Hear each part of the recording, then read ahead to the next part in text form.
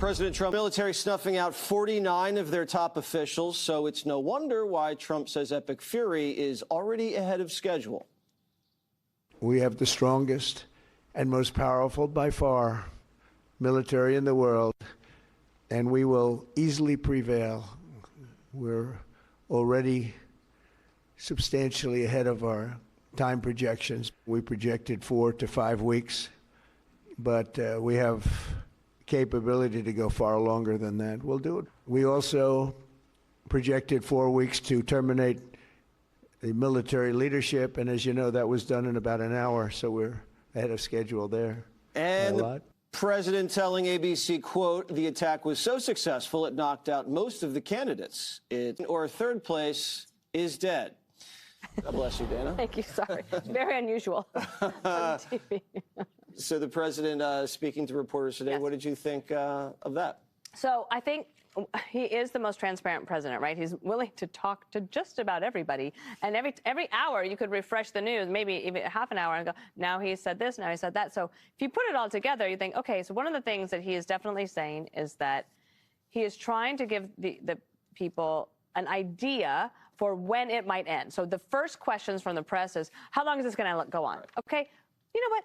We're 58 hours into this. Can we just take a minute, take a beat? He's trying about a month. We'll see a few weeks. I don't know. It's not going to be in the next day. Okay. And I think one of the things that happened, listening to Call Me Back this morning, was amazing. They had a military expert on, and he said that one of the things that the Israelis had learned to do, and possibly our intelligence as well, is they were following the bodyguards of each of the members that were meeting there. So that's how they knew where they were. And the decision to just always underestimate the enemy. So that's what Iran constantly underestimates their adversaries. So they never thought they would strike in the daytime. They never thought they would strike on the Sabbath. They had all of their things in their minds saying, we'll be safe if we all get together for brunch. And they all went. Now, was there a Delcy Rodriguez? I think that the next points for him would be outline the history. Okay, so Charlie and I, again, we're like the oldest ones here. It's like, I remember the Ayatollah, when right during the Reagan administration, I was terrified of this guy. And I thought, Ronald Reagan will protect me. Why? And then walk people through it. Take time. People will listen to the president. So he has time to explain the history, and I think that's really important. And that includes more recent history, like, for example, roadside bombs that were material that was purchased from Iran and ended up in the Gulf War. I think he has to outline the threats as they are coming, but also show our new allies and how Iran decided to turn on all of its neighbors at once and destroy beautiful hotels that the Emiratis had built. And about the competence of our military. I think that helps a lot. And then I would hammer the Democrats on the Department of Homeland Security still being shut down.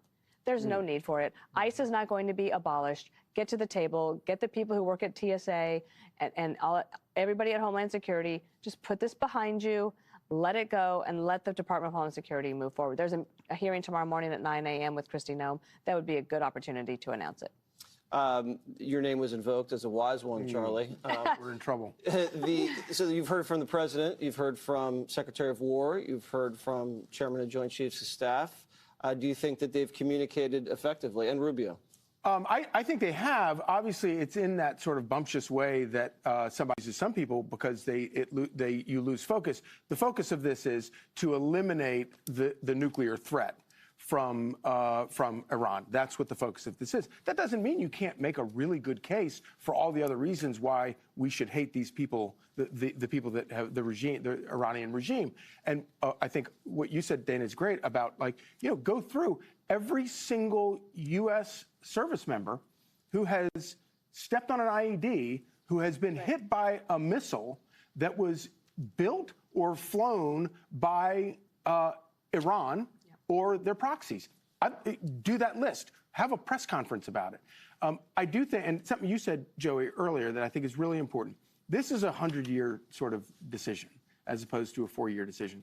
The only reason that we are sitting here with these other 7 countries in the Middle East on our side right now is because of the Abraham Accords, because of the inroads the president has made to try to take the Middle East, which has been an unsolvable Gordian knot for decades, and said, look, we prefer commerce over chaos. Let's figure this out. And everybody's come to the table except Iran. And in fact, every time Saudi Arabia is like, yeah, well, maybe we'll normalize relations, then you have October 7th because Iran doesn't want it to happen. Right. And I think that long game negotiation, even down to the thing where he's telling Iran, look, we will give you nuclear fuel for life if you just come to this agreement. And they're like, yeah. Tears shed, and anyone who's writing even a slightly positive editorial about the Ayatollah or anyone who has been running Iran should, I don't want to say lose your jobs, but you look really stupid.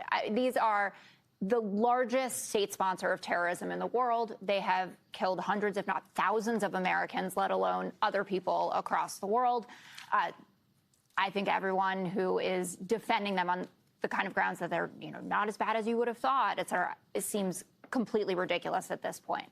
We do have a new set of allies. I think more allies is always better than less allies. I have talked about this from Trump 1.0 into Trump 2.0. The Abraham Accords, I think, is, for me, probably his seminal foreign policy achievement. For instance, we were going to go into Iraq and Afghanistan saying, this is an illegal war. We don't want to have anything to do with this. And maybe I want too much, but I would like everybody to try to be on the same page if this is a just action and it is going to bring better economic outcomes for sure, peace and prosperity, and hopefully freedom for the Iranian people, which I know everybody wants. I hope that there is still a diplomatic solution on the table. The Omanis are saying that they were close. I understand it is in their best interest to say that. If there can be an even better nuclear deal, let's get back to the table and make sure that that's possible. We are spending a lot of money. We are tragically losing American lives, brave people who are fighting for us, and hit people back at home. And you better believe that people who are against this, and certainly the regime change aspect, are going to be saying they're not focused on your health care. They're not focused on your cost of living. We're spending hundreds of billions of dollars in a war that means nothing for your life. Real quick, go back to the negotiating table. Yeah, here's the negotiation. It's going to look like Japan on the aircraft carrier after World War II. That's the negotiation. We've lost 6 heroes. The nuclear deal is we take all your fissile material and we might sell you a reactor to make some power with. That's the only acceptable nuclear deal after this. Regardless if you believe in this war or not, we've made it this far. To let your foot off the throttle now, it just would be, you can make half the country mad. Doing that would make the other half mad. Everybody's mad. That's all you would do. I don't accept that. I think everybody must work with him. That's the bad policy. That's the policy that's ruined us since the 60s. That's the policy that got us into this problem with Iran to begin with. The policy is whoever's strong enough to take the reins and understands we will kill him if he doesn't work with us, that's who we're going to work with. And that's as much as it needs to be.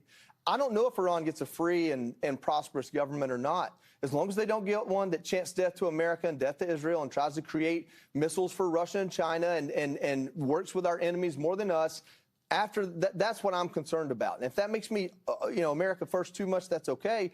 But that's where my concern is. And honestly, I think that's the most pragmatic view, and I think that's the view of the Trump administration. All right.